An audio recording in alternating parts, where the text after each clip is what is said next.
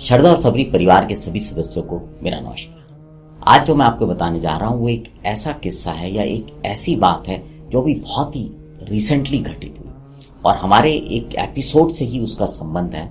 लेकिन मैं आपको ये कहूंगा कि जब बाबा को किसी अपने पुराने परिचित को अपनी ओर आकर्षित करना होता है तो वो क्या करते हैं वो आप इसको सुनकर समझ पाएंगे।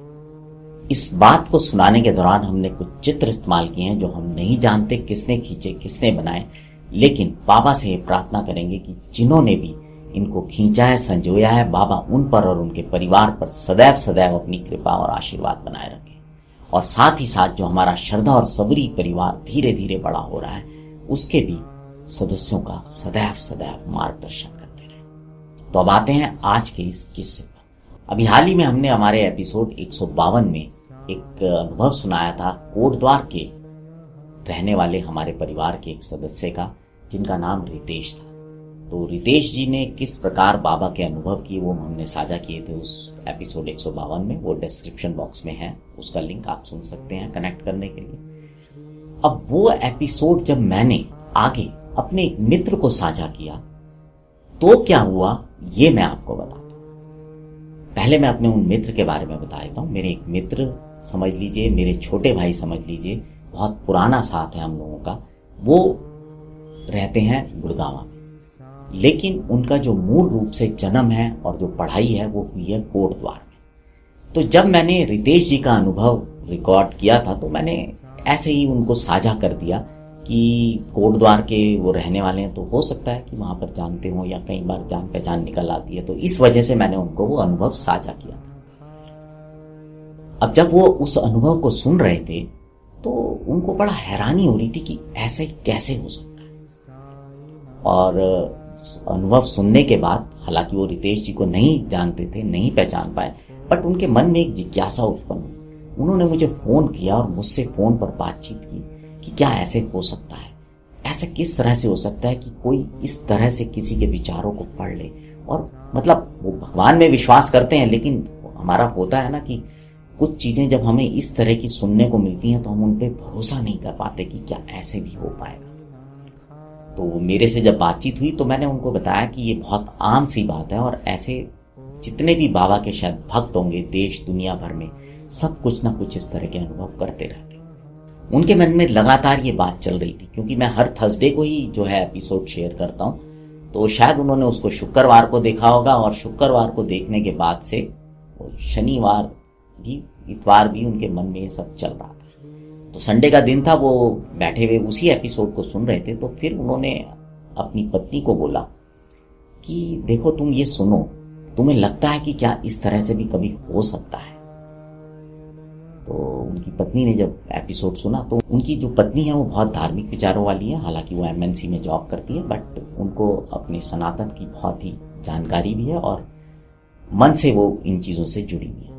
जब उन्होंने इस सब को सुना तो सुनने के बाद उन्होंने, जैसे होता है ना, मन ही मन हाथ जोड़े बाबा के श्रद्धा पूर्वक की, मतलब क्या कमाल की बात है कि बाबा ने ऐसा अनुभव दिया। और उन्होंने प्रणाम किया और आंख बंद करके, जनरली जब हम थैंक्स की तरह करते हैं तो इस तरह से उन्होंने प्रणाम किया। वो बाबा के बारे में दोनों कुछ नहीं जानते, बहुत ज़्यादा कुछ नहीं जानते। ये उनका पहला, एक तरीके से आप समझ लीजिए, बाबा के साथ आमना सामना था। हालांकि मुझसे वो बहुत समय से परिचित है, उन्हें पता है कि मैं शिरडी जाता हूँ, बाबा की मैं गुरु मानता हूँ, उनको फॉलो करता हूँ, ये सब वो जानते हैं। लेकिन उससे ज़्यादा कभी बहुत ज़्यादा उस तरह की जानकारी या बाबा के साथ जुड़ाव नहीं। अब सुनिए यहाँ से जो एक हैरान करने वाली बात है वो सुनिए। जब उनकी पत्नी प्रणाम कर रही थी बाबा को, उसके थोड़ी देर बाद ही अचानक उनके मन में विचार आया, कोटद्वार के ही अपने एक और मित्र, जो कि अक्सर उनकी महीने में एक आध बार बात हो जाती है, उन्होंने सोचा चलो उनको फोन करता हूं। और उन्होंने जब उनको फोन किया तो अब आप सोचिए कि क्या हुआ। जब उन्होंने उनको फोन किया तो उन्होंने बोला कि मैं शिरडी आया हुआ हूं और अभी अभी बाबा के दर्शन करके लौटा हूं। तो आप सोचिए, कुछ लोगों के लिए कोइंसिडेंस हो सकता है, लेकिन ऐसा नहीं है। मेरे को ऐसा लगता है कि ये बाबा का संकेत था कि तुम्हारी पत्नी जो मुझे प्रणाम कर रही थी वो मुझे मिल गया है।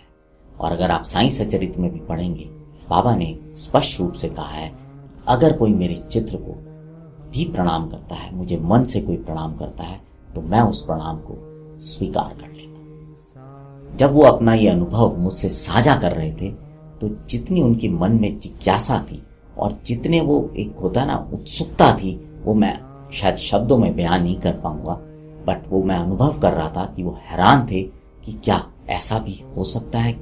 तो जब उन्होंने मुझसे बात की तो मैंने उन्हें सिर्फ इतना ही बोला कि अब आपका कोई ना कोई तो पुराना कहीं ना कहीं से बाबा का संबंध है। अब वो संबंध कैसे जुड़ा ये बाबा जाने और आप जाने, और किस तरह से कब आपको बाबा बुलाएंगे वो भी वही जानते हैं। ये जो अनुभव होते हैं ये उन लोगों के लिए बहुत मायने रखते हैं जो कि बाबा पर, अपने गुरु पर, ईश्वर पर विश्वास रखते हैं। बहुत सारे लोग जो उनको तर्क वितर्क से देखने का प्रयास करते हैं, विश्वास मानिए कि तर्क वितर्क से अध्यात्म पे ना तो आगे बढ़ा जा सकता है, ना ही उस पर चर्चा की जा सकती है, क्योंकि जहां से तर्क और वितर्क समाप्त होते हैं वहां से उसकी लीला शुरू होती है।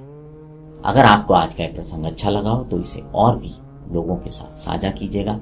अब आपसे विदा लेता हूं, जुड़े रहें श्रद्धा और सब्री के साथ। नमस्कार।